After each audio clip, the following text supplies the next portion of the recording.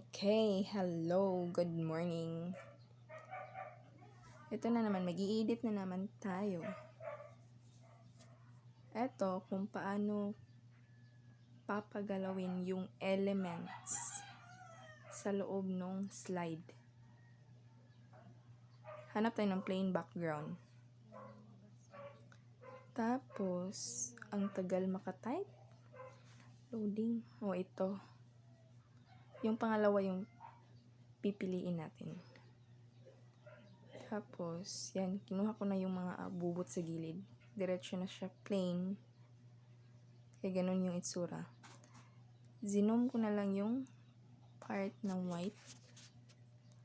Yung white background niya.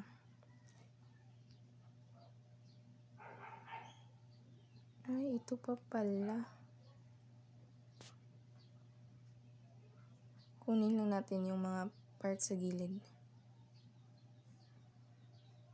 Para white talaga siya na background. White as in white.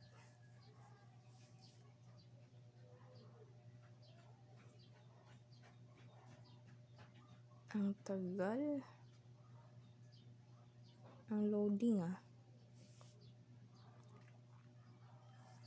Yan. Kinuha ko lang yan. Tapos, zinom ko yan. Zoom natin yan, zoom.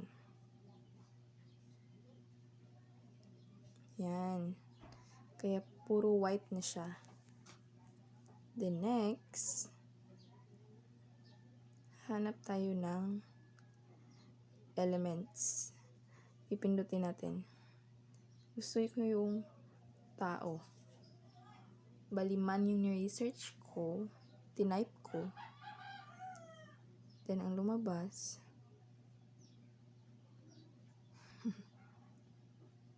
ang tagal, sorry po, ito yung lumabas. So, search ulit ako. Then, if gusto niyo yung mga cartoon na character or something, di siya pure na tao kung tingnan. Sa graphics kayo pumunta. Yan. Search ulit ako. Man.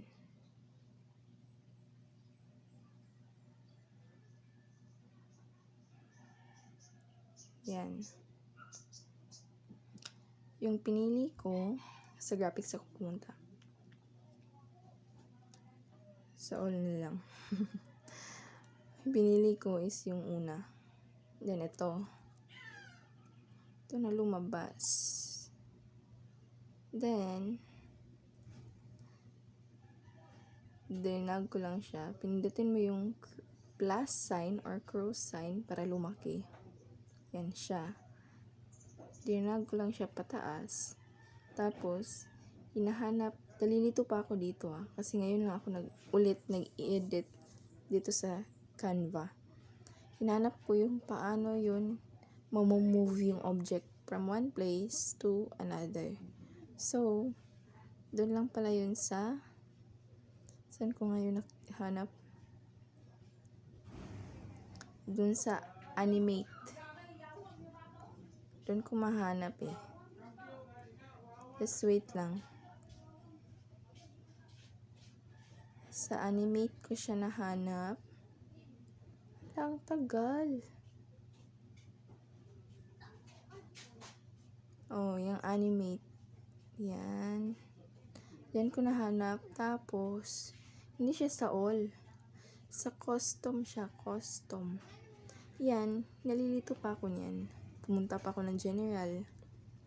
Kasi akala ko nandyan. Yan lang pala. Add-on effects. Pinuntahan ko din. Kasi nag-tutorial ako dito. Hindi ko din po kabisado.